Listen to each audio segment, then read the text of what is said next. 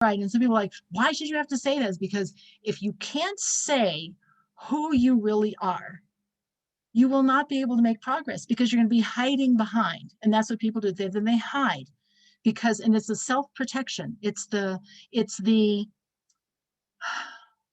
self-protection that is ultimately self-destructive, which is the weird thing. It's kind of like we see a lot of things in our, even with God forbid, I don't, not that I understand COVID, but part of the problem of the disease is that it causes an overreaction of the immune system.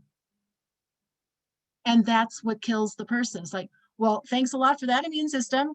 If you could just suppress that, then I could be okay. So we have, unfortunately, we have things even in our bodies that work, that are theoretically trying to protect us, that in the end do more harm than good. So it's kind of a strange thing.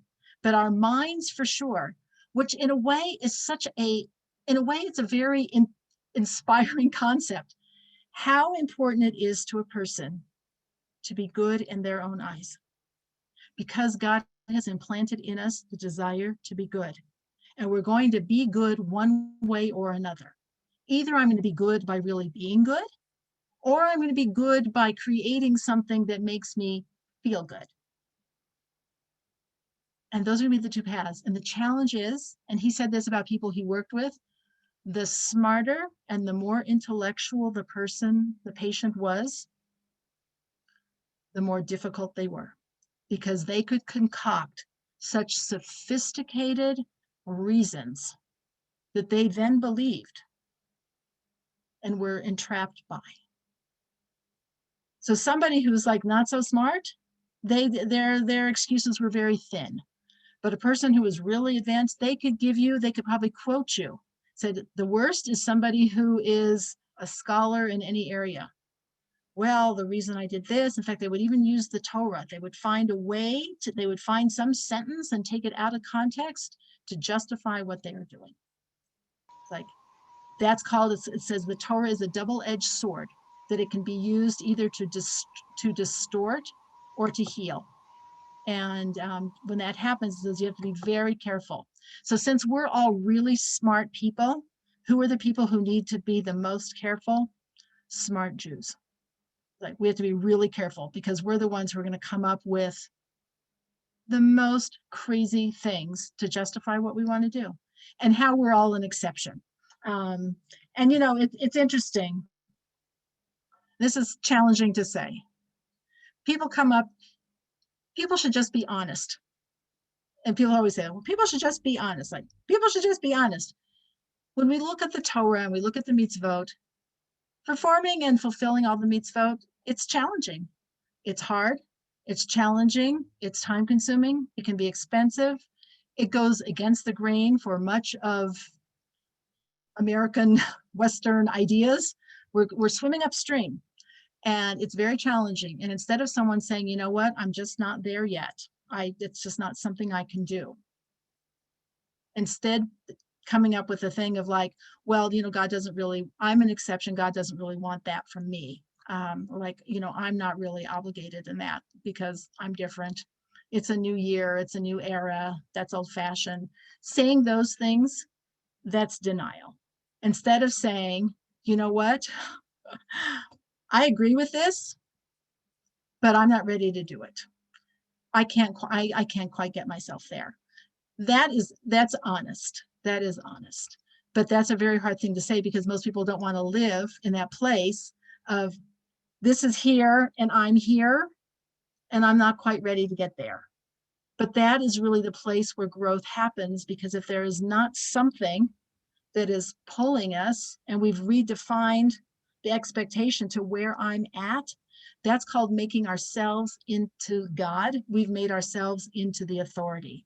So the way Dr. Twersky reads this phrase in the Hebrew, it says, Lo ta'aseh lecha chesed.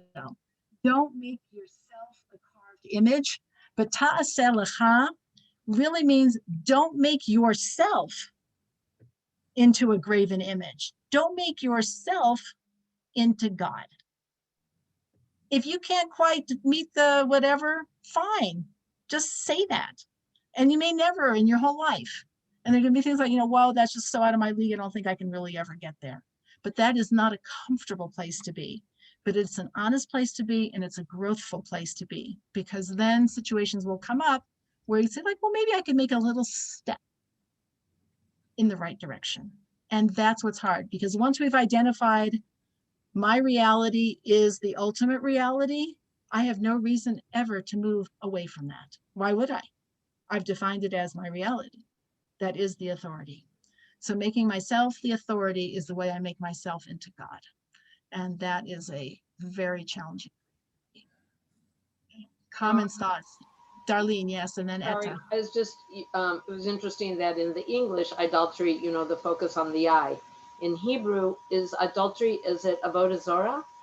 So the word is, so this, avodah zara is idolatry. Yes, avodah zara. And avodah literally means service or worship. And zara means strange, a stranger. Like, don't bring a strange worship. And the stranger being is like, you're the person. How are you making yourself into God?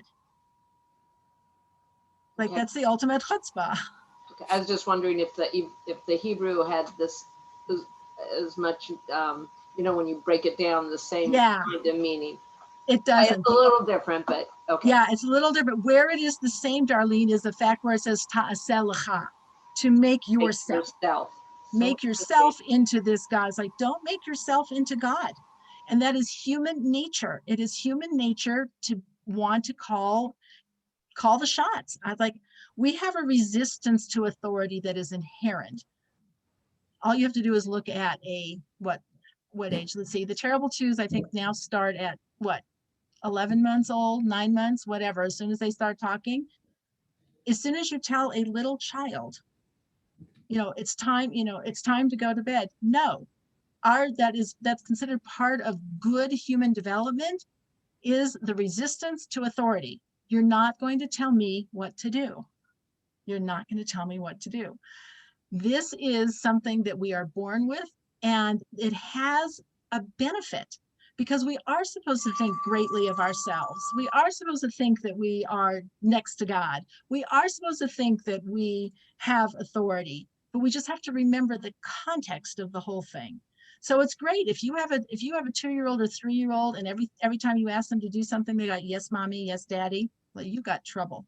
It's like that kid must feel so intimidated or threatened that they're not willing to be defiant, because they should be.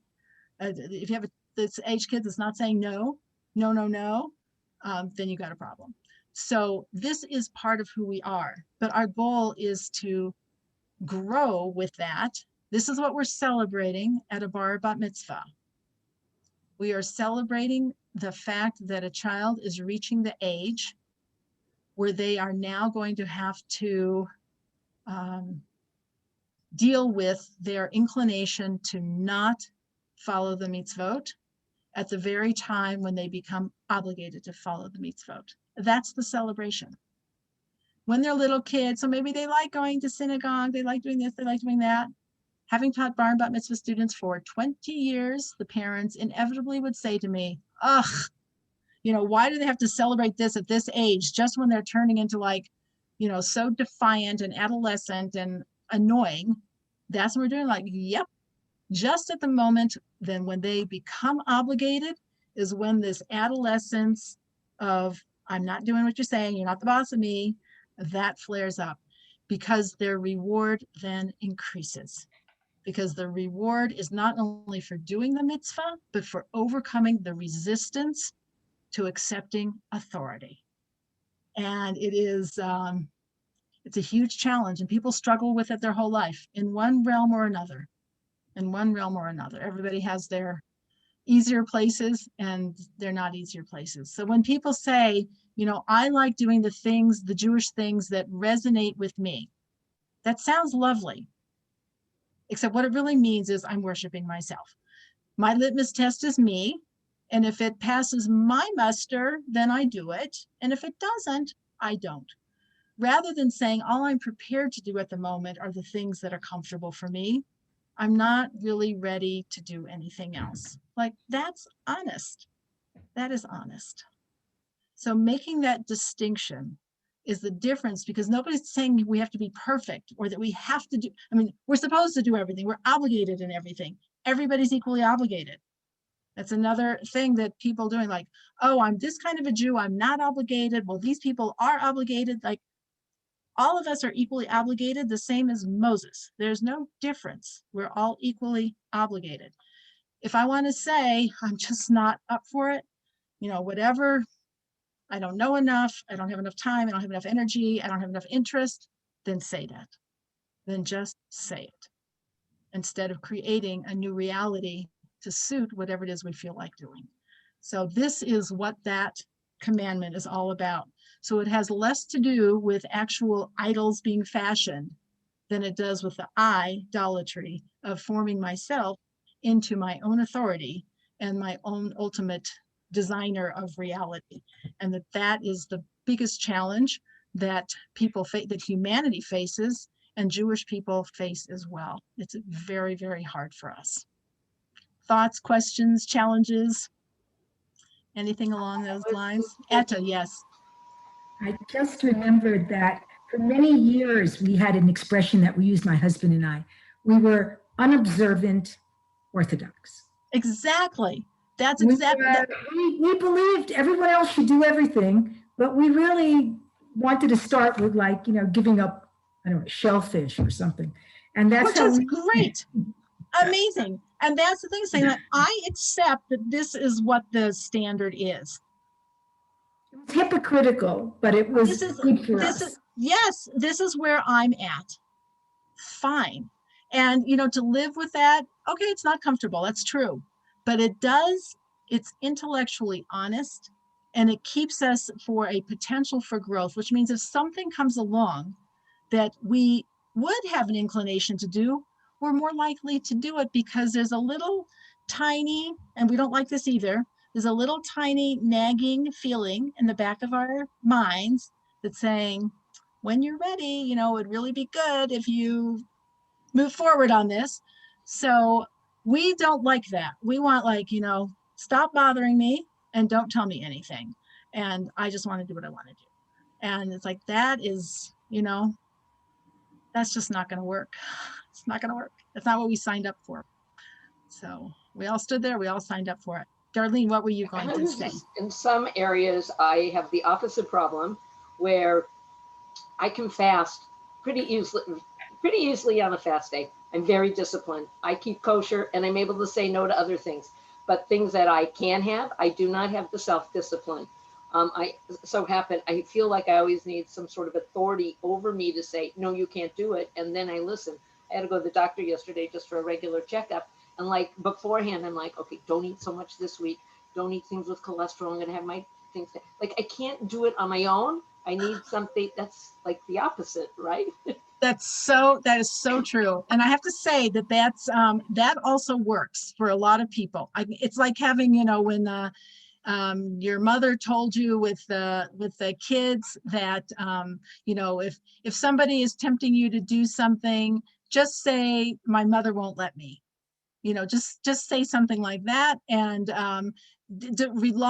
make me the heavy, make me the fall guy. And I'm the same way. I remember somebody wrote something I thought was very funny when they said that the worst thing was when Oreos became kosher.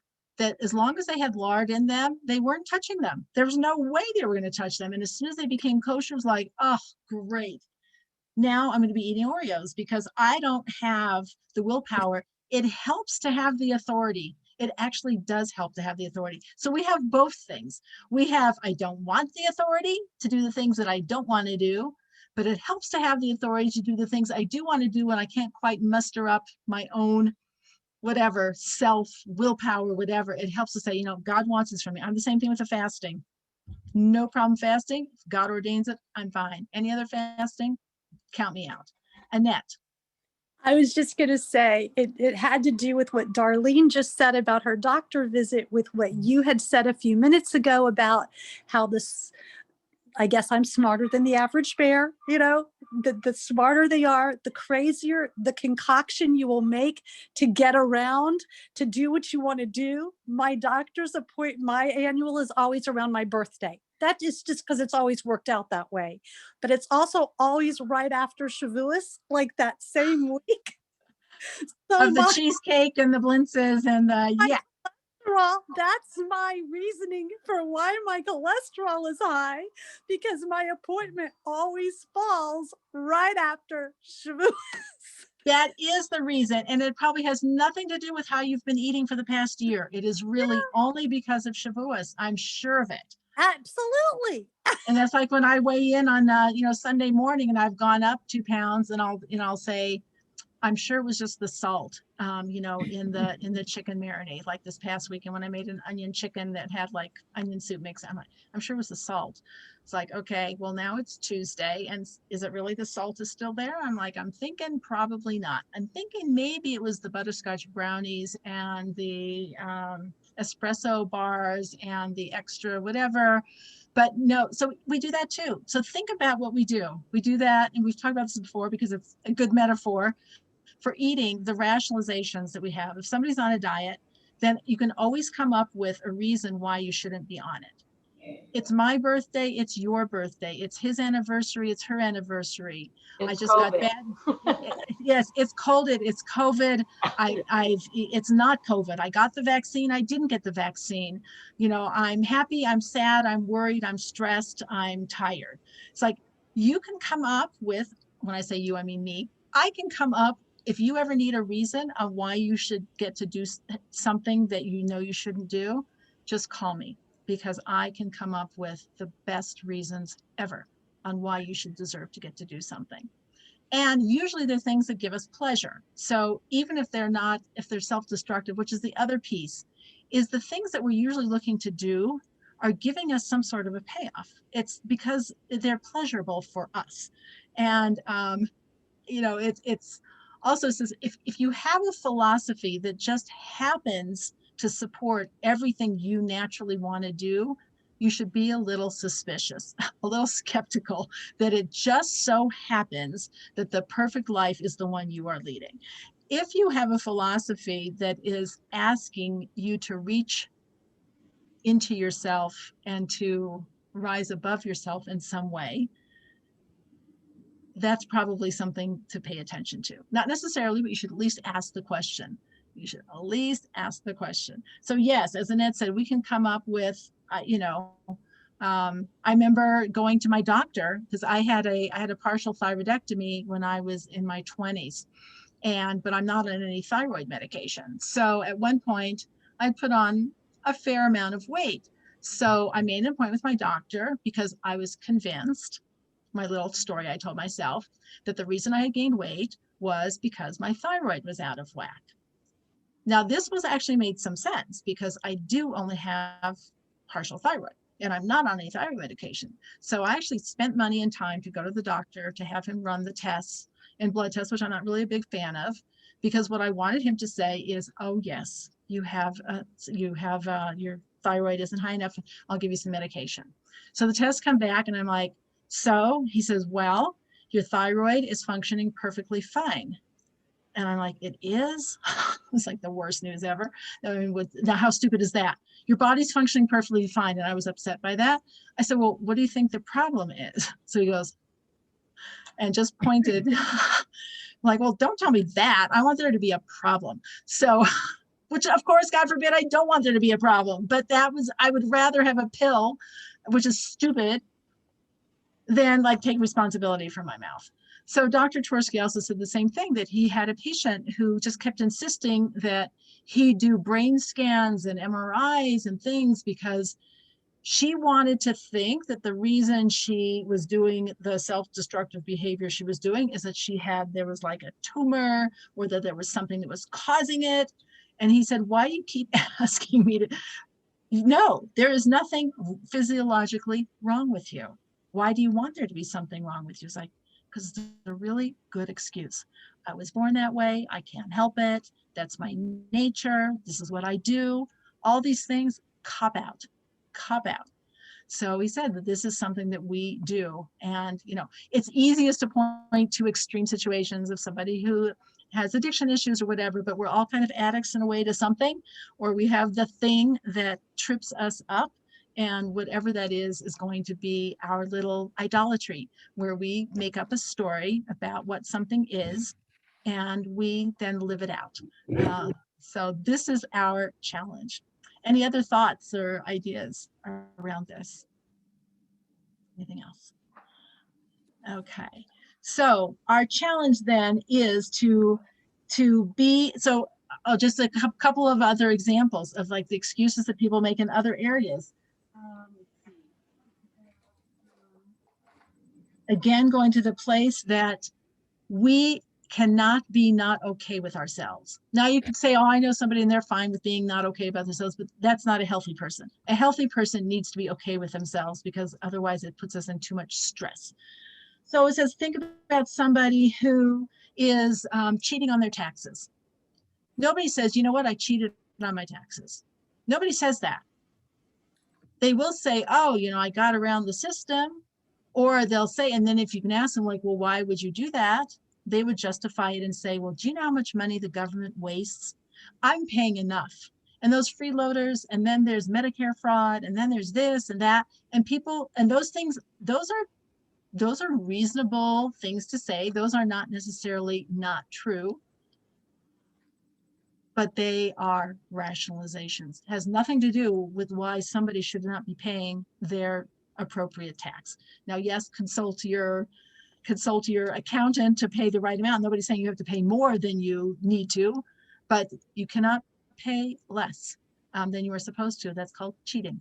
So doing that, people who have taken shoplifted from Target, how do they justify that?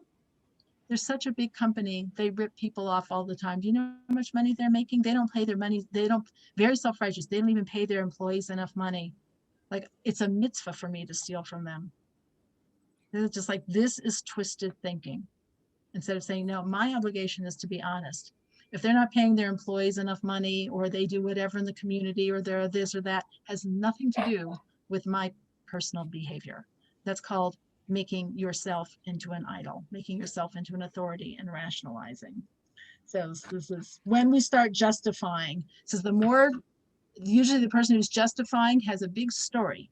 They will say a lot of words about it, as opposed to a person who says, you know, I'm just not ready for it. I'm not up to it. Or I have a shoplifting problem, or I have a whatever anger management problem.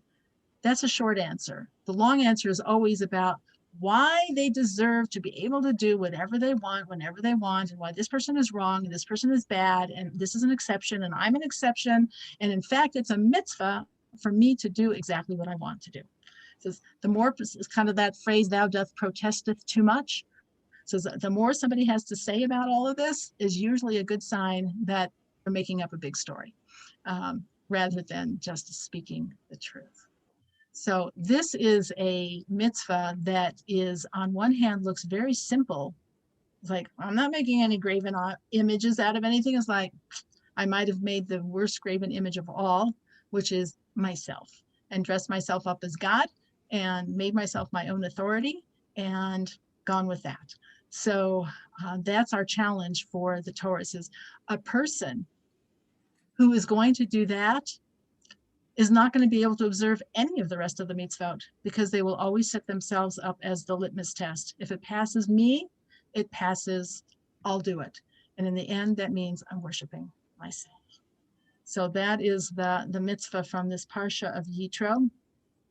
And again, that we see that he represents the person who's coming to his connection to Judaism, connection to Torah, connection to the Jewish people through the power of his mind.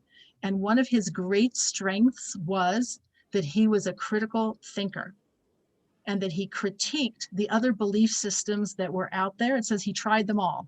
He was a connoisseur of belief systems. And we often think about people who are idol worshipers, like they must be like the most primitive, you know, who would even do that? They were not primitive at all. It was an intellectual place to be that they were choosing. And what Yitro was able to do was to find the chinks in the armor, to find the problems in their logic, and so to reject it. And it was through that power that then he came to the knowledge of Torah. And it's embodied again in his name, that his name has 3 of the letters of the word Torah, because Torah is spelled Tuf Vav Resh He. His name is Yud Tuf Resh Vav. So he has 3 out of the 4 letters of the word Torah are in his name. As in the same thing with Ruth, had 3 of the 4 letters of the word Torah in her name as it was, so that he had this as just deeply embedded in him, but he still had to go through the work, the intellectual work, to join the Jewish people, to connect himself and to attach himself. Interestingly, I found this out, which was just interesting to me personally, is it says that Yitro and his descendants, when they went into the land of Israel, because as we know, the land of Israel was divided up by the tribes of who had which parcel of land. So what did Yitro get as a reward? Because he got a reward for joining the people. It says that he settled, they gave him land near Jericho, which is where our apartment is in Israel. So we're overlooking Jericho. So I might be in Yitro's homeland of where his ancestors were. And then those were the people then who joined the Jewish people as not one of the tribes, but as people who joined in. So I find that very personally meaningful. My Hebrew middle name is Ruth, Resh Vav Taf, and in Yitro's name, and I was born near Shavuot. I always highly identify with all of that, and the conversion and the intellectual exercise of choosing something and identifying and making a real decision. And I'm like, that suits me just fine to be living in Yitro's territory in the land of Israel. So he is our hero for this parsha. And this is Shavuos. And let's see, I don't know if, Annette is still on. That Annette, you can go ahead and have your cheesecake and your blintzes now this week, way before your doctor's appointment. And that way you can just have it in advance for our Shavuos Shabbos, which is this week as we celebrate, and to really think about and ask ourselves the question of how have we put ourselves into denial to avoid facing uncomfortable truths. And it's being uncomfortable is okay. We usually try to work to resolve it, and the best way to resolve being in a place that's uncomfortable is to grow rather than to go into a place of denial and hide. Our minds can be our greatest allies, but our minds can also really play games with us. And this is the mitzvah that says you need to have control of your mind and know how it works and how it can help you and how it can defeat you. So kind of going to what Darlene said, as far as to use God's authority to help us have strength. We know even just the example, when Jacob dies in the land of Egypt, he makes his son Joseph swear that he will take his body out of Egypt and bury it in the land of Israel, in the cave of Machpelah. The question is asked, why did he have to make him swear? Did he think he wasn't going to keep his promise, that he wouldn't do it? And there are a couple different answers, but one of them is a person who is sworn to something is given extra energy to fulfill what they do than somebody who just takes it on as a more casual thing. So a person who's operating under I'm operating under God's direction is actually empowered by that. That gives energy, power, strength, endurance, and perseverance to follow through with what's being asked of us, because it's probably true. On my own, I may not have enough of any of those things, but literally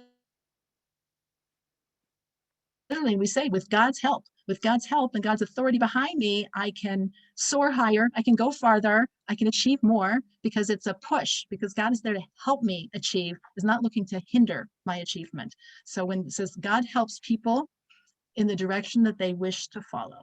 So if we set our sights in the right way and we want to embrace intellectual honesty, God will help us do that and help us grow from whatever place we are at. Wherever we're at is fine. And that's no judgment, because nobody can judge where somebody is at in their spiritual growth. The only thing we're looking at is, am I moving? If I've brought myself to a standstill at whatever level I'm at, doesn't matter. That's the problem. But somebody who is on square negative 100 and is moving to square negative 99, great. I remember when I had a friend who told me that she stopped having ham for her Friday night dinner. And guess what my response to that was? That's amazing. Because in her family, that's how she grew up celebrating a holiday. And that's like what she did, is you had a ham dinner. It's like, that's amazing. That took a lot to give that up and to go in a different direction. So there's no judgment on what the steps are, only that there are. Marla. We have an obligation for ourselves, but do we have an obligation to help people that are not helping themselves with truth? How does that work for That's such others? a good question. That's such a good I question, struggle Marla. with that one. It's really hard. It's really hard. You know, we talk about modeling truth, just like all great things, that we model what truth looks like. That's usually the best, because usually most people are not interested in being hit over the head with like, well, I'm here to tell you the truth. So, you know, open your ears. They're like, okay, for sure I'm not. Because what people like even less than having another authority is having another person tell them that they are the authority. It's like, that really doesn't go over well. The best is modeling it and teaching it to very young children. After that, all you can do is kind of spread the grain and see what plants, what seeds. But our actions speak louder than any words anyway. And then people can see, it says, when it says that the Jewish people are to be a light unto the nations of the truth of the reality of God, it says a light. It doesn't say a whipping board. You know, it says we're supposed to be illuminating people. That being said, we do have a responsibility to humanity, as we started off with talking about the 7 laws of B'nai Noach, the 7 laws of all the rest of humanity. The Jewish people are obligated to see to it that there are just societies. And the Jewish people have actually done a really good job of that in all their ways of systems of justice, courts of justice. That's our obligation, is to teach that. We are supposed to insist on that. We don't say, well, you know, whatever, everybody gets to have their own truth. We do not say that. We say you have to have courts of justice that operate fairly and equitably, and we will fight for that. And workers' rights and women's, whatever it might be, we fight for that. And Jews do that almost, I would say, naturally. It's so ingrained in us that we don't even realize that we're operating from a religious base. We just think that's just like what it is, but it isn't. It is something that motivates us all the time. So, all right, anybody else have any questions or comments? Feel free to stay on, and I'm happy, and thank you so much for joining me. Thank you for helping clarify my own thought as I talk mostly to myself about all this, because as I said, I can come up with reasons to do just about anything. And I'm really good at it. And consult me if you need it. All right, ladies, thank you very much. I'm on if anybody wants to stay on. Bye, Annette. It was great to see you from Houston. Bye, Danielle. Thank you. Have a good week. Stay well. Take good care. Thank you very much. Be well. All right, be well. Happy Shavuos. Thank you. Same to you. God, now I feel like eating a blinza because I'm justified, because I learned that this really is Shavuos. You know, I don't know, but that's not one of my favorite foods. Blinzas? What about cheesecake? No. No? Okay. Well, then the Jewish holidays work out well for you, that most of the meals are fleishik and they're brisket, Right. chicken. I'm much better with that. Okay, you can do that. You can do that. Thank you, Ellen. Thank you. Take Ellen, care. thank you. Bye-bye. All right. Thank you so much, Ellen. ladies. Yasher Koach, Ellen. I'm so sorry I missed the beginning. So you said it's Shavuot now?